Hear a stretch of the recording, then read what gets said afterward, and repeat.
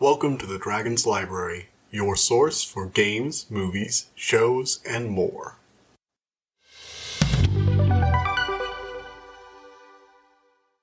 Hello everybody, welcome back to the Dragon's Library. I know we're doing like two back-to-back tonight. At least that's how it is for me.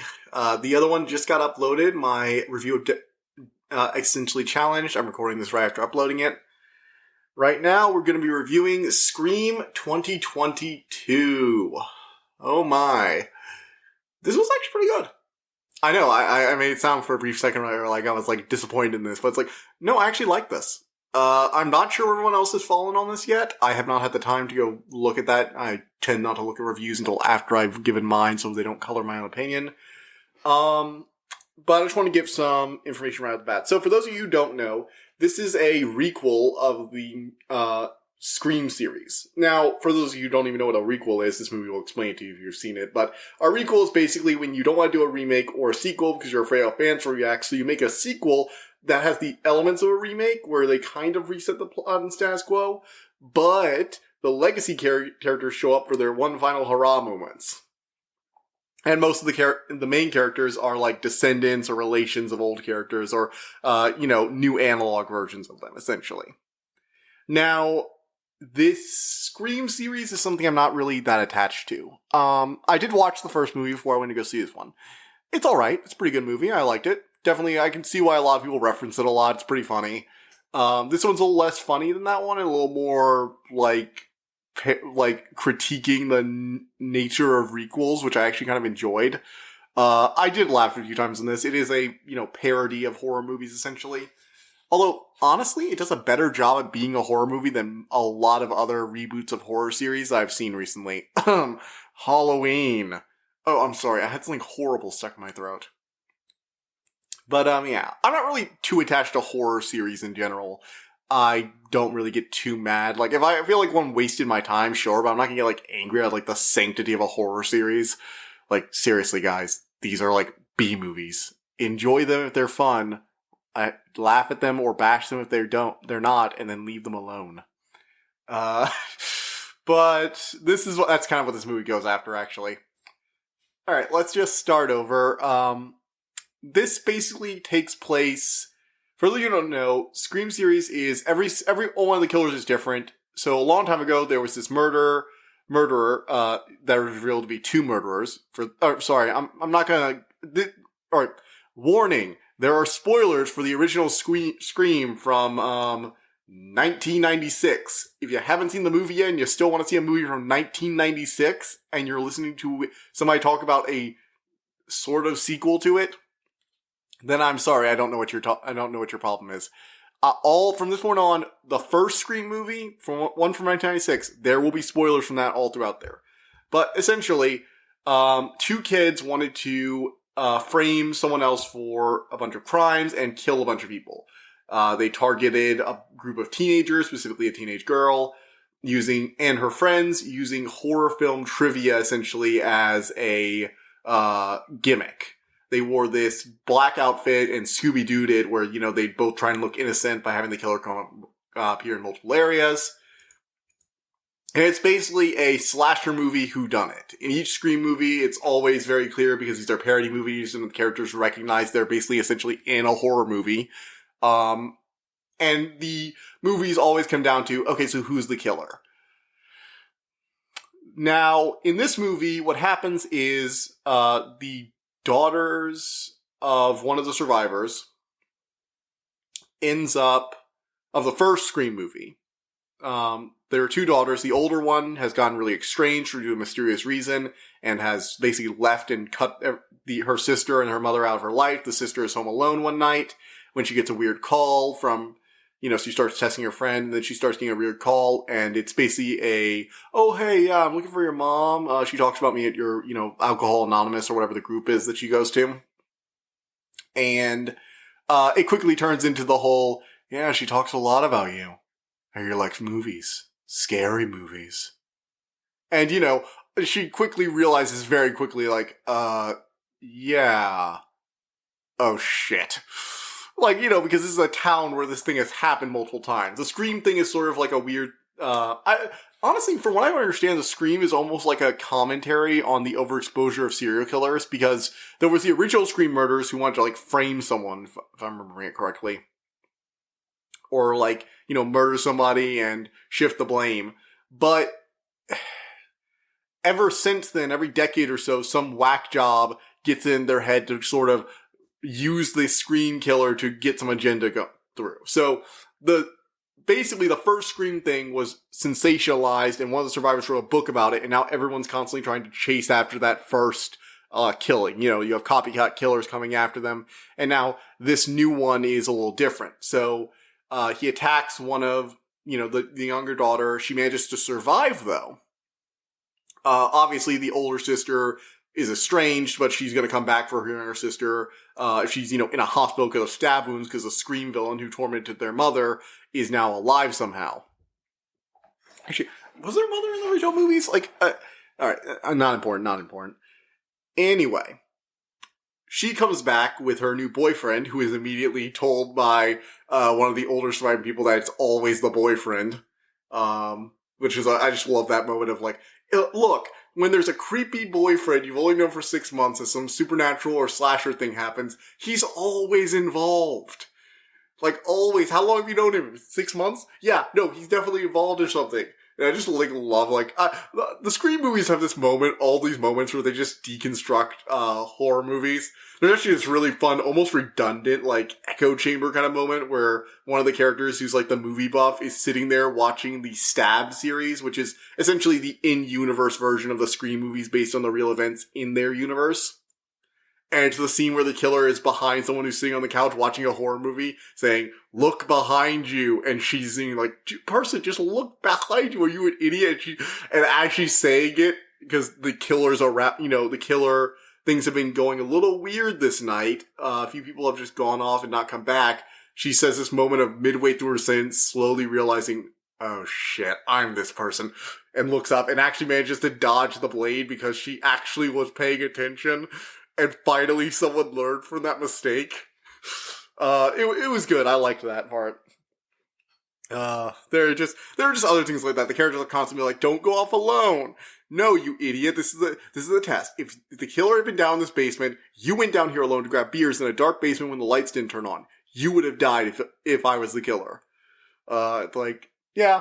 They also have this recurring gag where they're constantly the jump scares, how the jump scare will usually be there'll be one or two fake outs where it's a door will cover over something and then the killer will be right behind it. And usually movies will have one or two fake outs with that before the killer jumps on them. This movie has 3 or 4 fake outs to the point where it's okay, the killer's not here. They're just trying to screw with us. And, oh my god, he's here.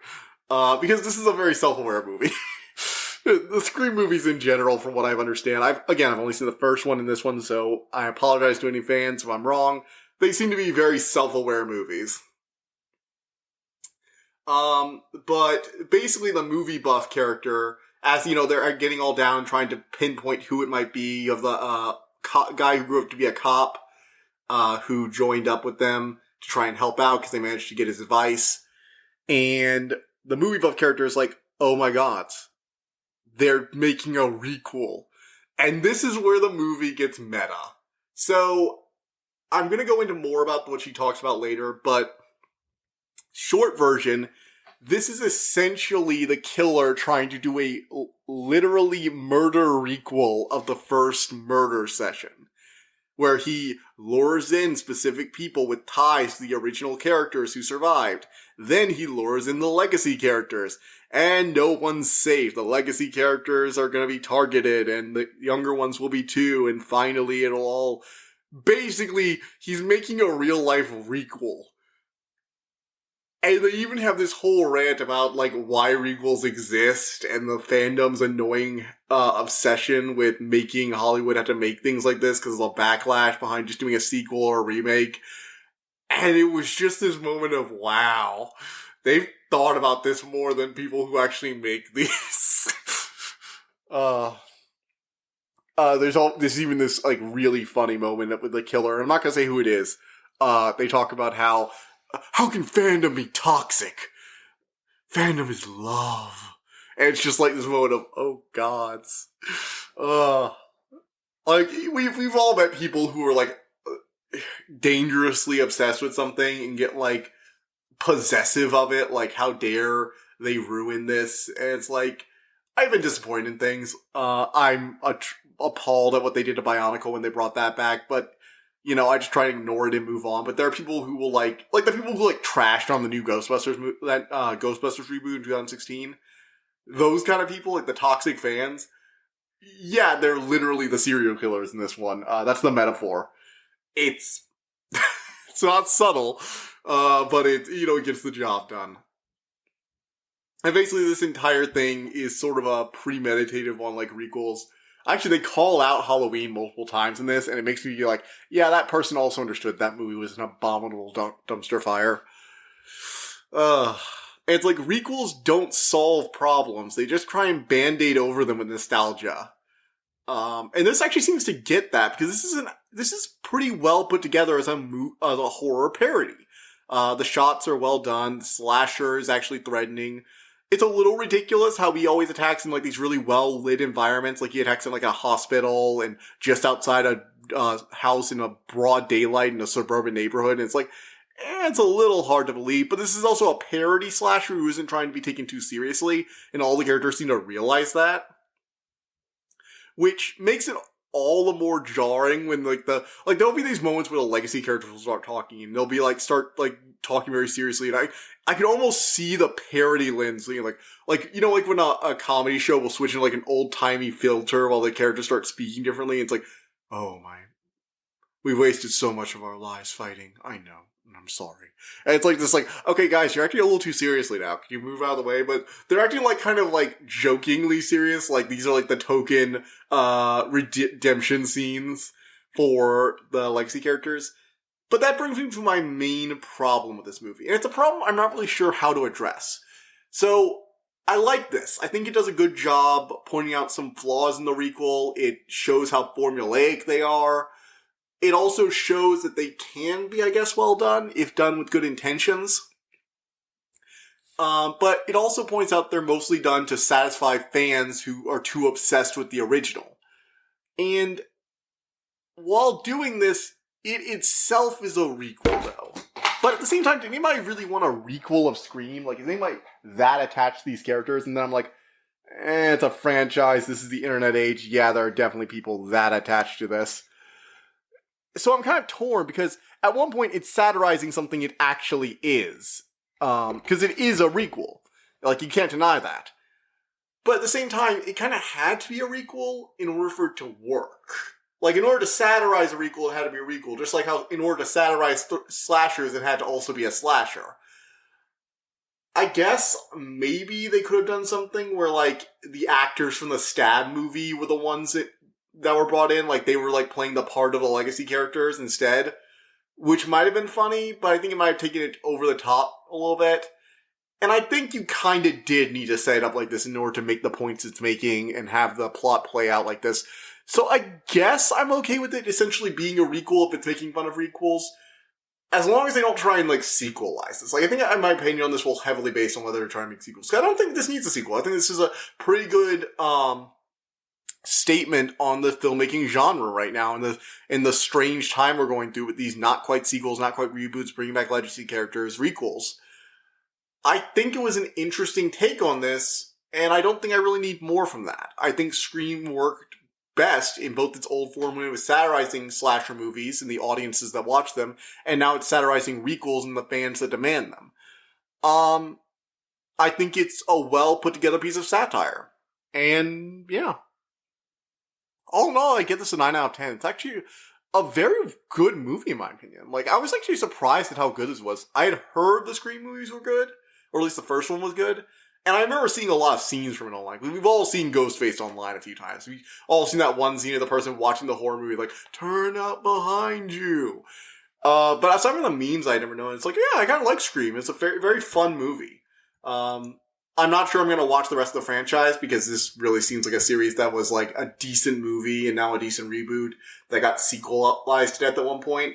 Because that was back, you know, that's what you did back then with horror movies. All in all, though, yeah, this is good for what it is. I'd recommend it 9 out of 10. Okay, everybody. we're going to move on to our spoiler talk. Remember, if you don't want spoilers, that's okay, but you should probably head out now. Nice seeing you. Thank you very much. Do go see this. Pretty good. Alrighty. So we're officially in spoiler mode. The Killers. This was really interesting. So, I called the Killers. I called them. Called it. So the Killers were, what was it? Sam. What was her name? Sam. Like there was the best friend, and the new boyfriend. Sam was the main character. The best friend was Amber. So it was Amber and Richie, the boyfriend. They were the two killers because, obviously, if you're doing a re-quel, you have to do the two killer twist. Which, I gotta admit, I like that whole point of you have to be like the first movie if you're doing a re-quel of a series, because that's a regular thing that happens. It's, the same thing of, hey, we gotta have Gozer as the main antagonist of, Ghostbuster Afterlife. We've gotta have, what was it? We've got to have a Death Star to blow up in The Force Awakens. It's the whole thing of whenever you do a re-quel, it should really just be like a sort of a remake of the first one, but with legacy characters and new characters. Which, I do admit, cool. Also, the two killers thing is a good twist because it helps keep you on your toes. Although it becomes very clear early on there have to be two killers because everyone has an alibi for at least one of the attacks. Now, Richie gets called out as the killer, immediately. There's the old retired sheriff, Dewey, who immediately is like, alright, first rule, how long have you known your boyfriend? 6 months. Alright, he is most certainly the killer, or he will get you killed. You should stay away from him. It's like, oh yeah, he's the killer. But he does try and mislead you by constantly trying to do the smart thing, when they're trying to drive out of the town to get away from it all. The younger sister forgot her asthma inhaler and has to go to her friend's house to get it. He's like, this is a really stupid idea what you do. And that actually made me doubt him for a second. But it's like, no. They planned this. He was the one who stole the asthma inhaler. Yep. Got it. But essentially both Amber and Richie were big fans of the Stab series. But then Stab 8 came out and it was the atrocious sequel. This is the bad early 2000s sequel kind of thing where they give the killer a new weapon instead of the iconic knife. It's the flamethrower, and they give him this sleeveless shiny jacket instead of the iconic Halloween costume. And it's just this just the few shots they had in this dumb review thing you see briefly on a computer screen. It's like, oh, that looks like a dumpster fire right there. And they were both atrocious, appalled by it, and they needed to get the franchise back to its roots, because they're its true fans, because, again, toxic fandom is part of the sub-theme. And so they start planning out how to do a series of murders, and eventually frame Sam, one of the big twists that's revealed halfway through the movie is that Sam is actually the daughter of one of the two original killers. She takes antipsychotic medication, because after she was revealed, she had a lot of trauma from that. And she sometimes sees her dead father's image in reflections. She takes medicine for it. She's, has problems. She found out because she read her mother's diary when she was young. She confronted her mom about it because her mom had told her husband that it was, she was his son. And that's why they eventually, he proposed to her and they got married. And when she confronted her dad was behind her, and after he found out, he bailed on them, which was actually kind of a dick move. Very much so, in my opinion, at least. She wasn't your daughter, sure, but, you raised her to this point, and she didn't know any better. Why'd you leave her, and also your actual daughter you also had with her half-sister? And so she's felt guilty about this, and she never told her younger sister because her mom begged her not to. She got really, into drugs and constantly got a bad rap. And so she eventually just bailed, cutting herself off from the family because she couldn't bring herself to get her sister all wrapped up in that and tell her she's the reason their dad left. Although the dad just seemed kind of like a dick to me. But, so the killer found out about this. It turns out Amber's the one who found out about it. She met Richie on an online forum. And, he inserted herself into her life, met her 6 months ago, played the caring boyfriend part while Amber set up the murder. I figured out it was Amber was definitely one of the murderers, at least at the very beginning, because there's this whole scene where there's a video. So Amber's phone, while she's texting, she starts out texting this, Amber. It's very clear she's actually texting Amber at first, because they're talking about things, that they know. Then the killer calls, oh god, what's her name? Tara. And, Amber's phone, Amber makes a text to her saying, you should probably get that. And it becomes very clear the killer's on the phone, has Amber's phone. And she, he's been texting her the whole time. But, and the killer says he's going to kill Amber and shows Tara a video if she doesn't answer all her questions. And Tara fails the final question by not remembering there were two killers and there was only one, giving only one as the answer. Which means that, of course, he goes, says, I'm going to kill Tara now. And so she grabs a knife and runs out, only to open the door and find that the killer is right outside. Duh. Because that video footage was pre-recorded. And that made me immediately be like, it's Amber. It's Amber. It has to be Amber. Like, she's involved somehow. It's her phone. And the thing is, Amber never mentions her phone going missing. At all. Tara is in the hospital this whole time, and Amber's never like, I don't even have my phone right now. No, she still has access to her phone. This is very clearly her. Now, the killer thing is like, yeah, Amber really shouldn't leave her phone around. You'd be amazed how easy it is to clone it. It's like, no. This is Amber. Amber was the killer. And then, the reason I immediately suspected him is, well, first of all, they outright say, like, it's always the boyfriend. And this is a parody series, so they're going to be right about that. Ironically right, of course. Or it's more satire than parody. I'm not getting into the difference between satire and parody right now. Anyway, there's a scene where Sam gets attacked in the hospital. She leaves Richie while Tara's sleeping. He's watching some videos, apparently for the first time catching up on the Stab series after she tells him all about it. And then she gets attacked in there, and then he vanishes, and then he shows up, and I'm like, yeah, no, you're the only person this could have been. So it was definitely her, because, Tara was asleep. And also Tara was stabbed. Like, there's this moment where, he starts talking about, so basically during the final scene, there's this brief moment where, before he's revealed, he tries to sow some, doubt in Sarah's mind.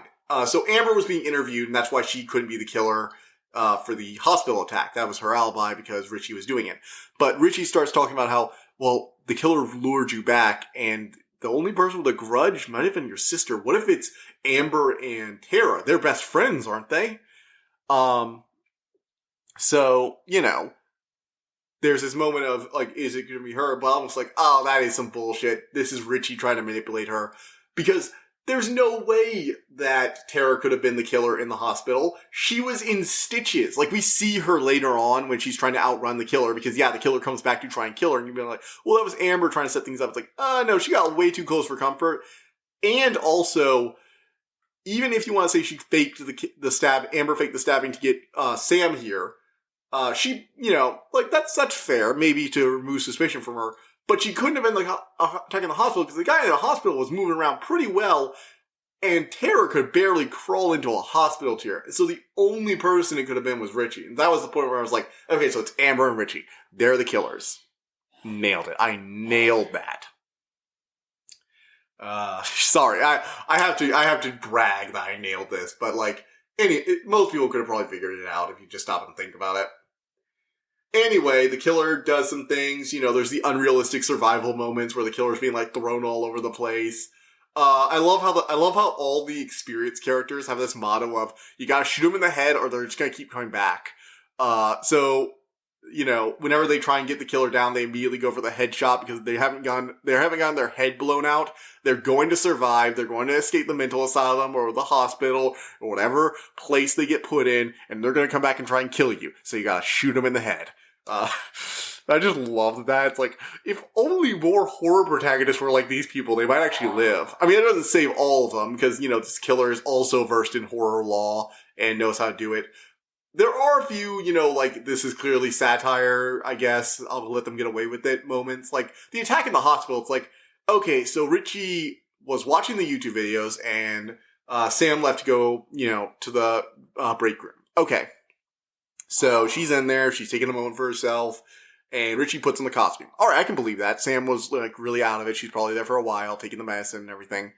So he attacks her in the break room, and Sam rushes out to get help after she manages to stun him. Richie gets up, leaves through some secret door, I guess, gets back to his room, takes the costume off, which, it's a full-body cloak costume, hides the costume because they didn't bring any bags, so where is he putting this thing? And then runs out to say, "What's going on?" And I'm like, okay, this is where you're like, yeah, this is a movie, suspend your disbelief and all. I just it was one of those moments that made me think okay, so we're operating on movie logic or normal logic at this point, because if it's normal logic, it can't be Richie. But if it's movie logic, it's definitely Richie. Anyway, I did like how, the two, African-American characters were the ones who actually survived. The group of friends, they have the two twins who are their uncle they're related to the original killings by the fact their uncle was, back then you had the black best friend as a character archetype, and their uncle was that. And, in horror movies back then, that was always the character that died, 100% of the time, but they're the only two of the friend group who survive. Both the sheriff's son and the other, the kind of I'm the good girlfriend girl, both get killed. He gets killed by the killer. I think it was Amber. It had to have been Amber. So Amber lures the police chief, goes out to get sushi, and he makes it look like he's about to kill her son. So he lures her back home. When she's about to go into the house, he jumps down and stabs her to death. Then he does a little psycho scene on the son and manages to kill him. And, that was basically it for those two. And then the other girl, when Amber reveals her true colors, pulls out a gun during the final moment where all they're like, "Who's the killer? It has to be one of us. It has to be one of us." And then Amber's like, "It's me." And pulls out a gun and blows up the other girl's head. So those two die and the other two survive, which I love because, it's just a nice play on the whole, the black best friend always dies first. It's no, they're the two that get to live. Vengeance for all the, black best friend characters that died in all those 90 horror movies. Vengeance for them. Also, I just kind of like the Meek twins. You have, the jock, but he doesn't want to be the stereotypical jock. He's always being like, hey, look, I would love to have sex sometime, but if you don't want to do it, I'm cool with that. Whenever you're cool with it, we'll take it slow. And then you have the other girl who is, the horror movie expert who everyone immediately suspects might be the murderer because she's, so obsessed with the movies. And she's the one who does the whole re-quel speech and calls out how they're remaking the movies. It's a real-life re-quel. I love it. I really enjoyed her. She was a lot of fun. She might have been my favorite character in this whole movie. I don't really care much about the legacy characters. They're just kind of there, mostly to make a point about legacy characters. You also have the big twist where they reveal that the killers reveal that they're not just making a re-quel, they're also, the reason they lured Sam back is because they want to frame her for being the killer. So basically what I understand their plan was they're going to kill everyone, and then they'll be the only two survivors.